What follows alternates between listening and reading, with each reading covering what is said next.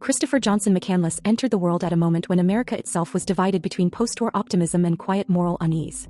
Born into a family that valued achievement, discipline, and outward success, he was raised to believe that excellence was not optional but expected.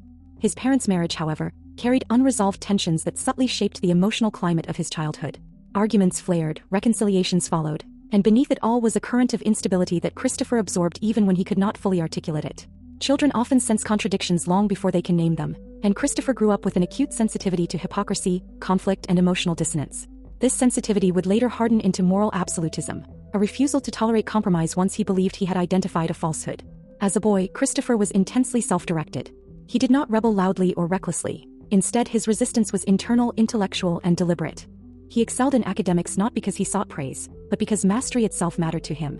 Teachers noted his seriousness, his refusal to cut corners, and his tendency to hold himself to standards that exceeded those imposed by others. He was competitive, especially in athletics, but even there his drive was inward. Winning mattered less than proving something to himself. He ran long distances, pushed his body to exhaustion, and learned early that pain could be endured, even welcomed if it served a purpose. This belief, cultivated in adolescence, would later become central to his worldview. Literature became Christopher's refuge and compass. He did not read casually. He studied texts as if they were manuals for moral living. Tolstoy's rejection of wealth and privilege resonated deeply with him, reinforcing his growing belief that material comfort was incompatible with moral clarity. Thoreau's experiment at Walden Pond offered a model of deliberate simplicity, while Jack London's stories of survival in brutal landscapes romanticized the idea that nature could strip a person down to their essential self. Christopher did not merely admire these writers, he sought to emulate them. Over time, their philosophies merged into his own personal doctrine, one that elevated self-reliance, austerity, and truth above all else. The more Christopher read, the more alienated he felt from the world around him. He observed consumer culture with disdain, seeing in it not joy but distraction. He believed that people anesthetize themselves with possessions, routines, and shallow ambitions to avoid confronting the emptiness beneath. This belief hardened during his college years, when he witnessed peers chasing careers and status without questioning their purpose. To Christopher, such lives appeared sleepwalked, dictated by expectations rather than choice. He did not hate people. Rather, he pitted them, convinced that most were trapped in systems they had never consciously chosen. Yet even as he rejected society's values, Christopher was deeply compassionate. He gave generously to charity, offered help freely to strangers, and listened intently to the stories of those he met. This compassion, however, existed alongside an uncompromising rigidity. He believed that moral truth was absolute, and once he reached a conclusion he found it difficult to tolerate dissent. This rigidity would later prevent him from accepting guidance that might have saved his life.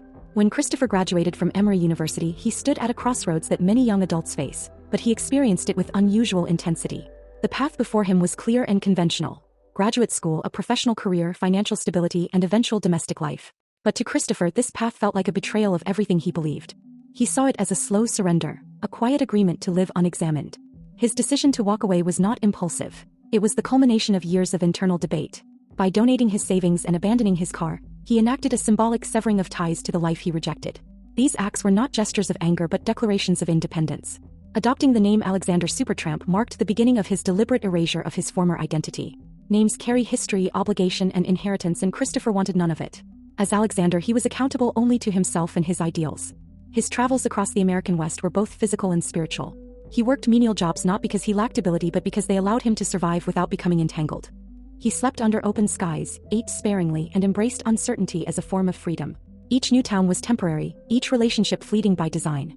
Despite his desire for solitude, Christopher repeatedly formed deep connections. People were drawn to his intensity, his articulate convictions, and his refusal to flatter or deceive.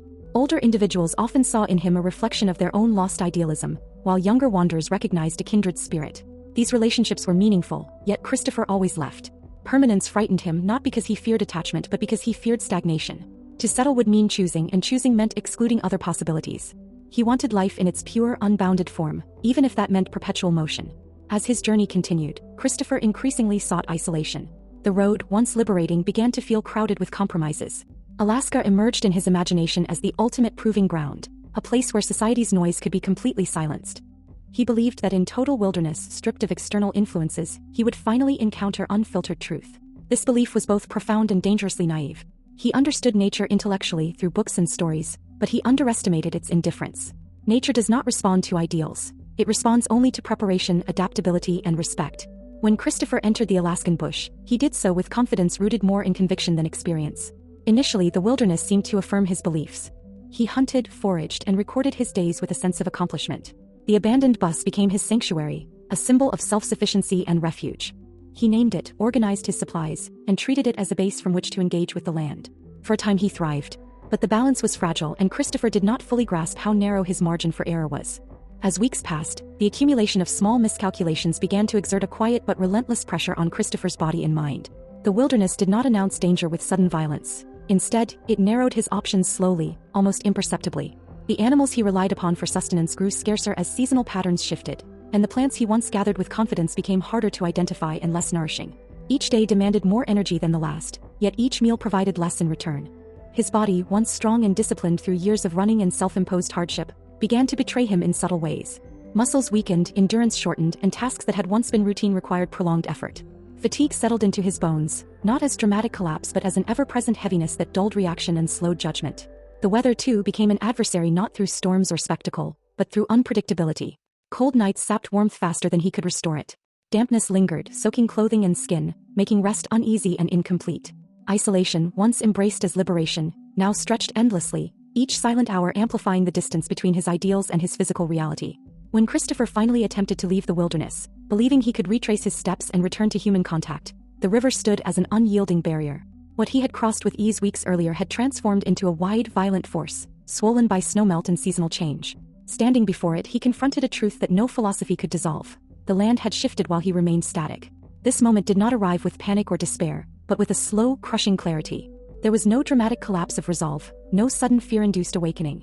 Instead, there was understanding, heavy and undeniable. The wilderness had not turned against him. It had simply continued on its own terms. The realization that escape was no longer possible settled into his consciousness gradually, like dusk falling over a familiar landscape. His journal entries from this period reveal a man no longer writing with the confidence of discovery, but with the measured awareness of limitation. Hunger sharpened his perception, stripping away abstraction and forcing him to confront the immediacy of existence. Solitude, once romanticized as purity, became an echo chamber in which every doubt, memory, and regret reverberated without distraction. In these final weeks, Christopher's internal world deepened even as his physical world contracted.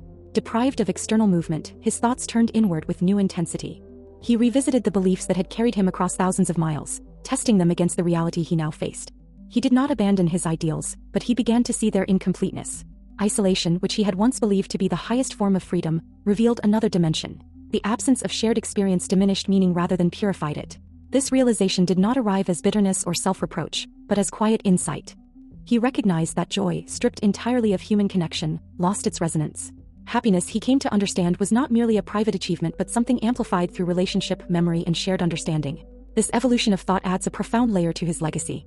It suggests not a stubborn adherence to dogma, but a mind capable of growth even under the harshest conditions. Had he survived, it is likely that Christopher's worldview would have continued to mature, integrating solitude with companionship rather than placing them in opposition. His final reflections reveal a man still learning, still refining his understanding of what it meant to live well. The wilderness did not defeat his ideals. It tested them, revealing both their strength and their limits. Christopher McCandless's death itself unfolded without spectacle. There were no witnesses, no final declarations to the world, no immediate recognition of significance. He faded quietly, unnoticed beyond the vastness of the land that surrounded him. Yet when his story emerged, it did so with extraordinary force. The details of his journey, preserved through journals and photographs, resonated deeply with a society wrestling with its own contradictions. His life became a canvas onto which others projected their fears, longings, and judgments.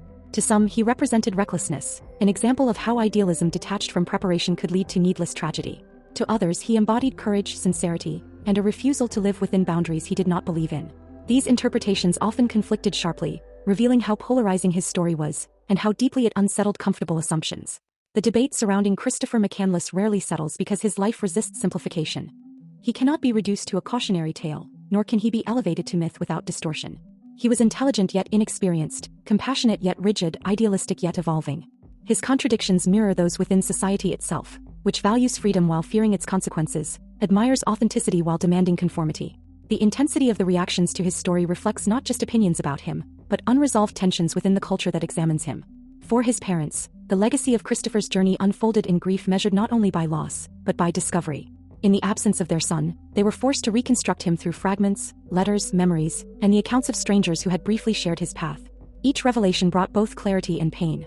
They came to see a young man driven not by rejection of love, but by an uncompromising search for truth.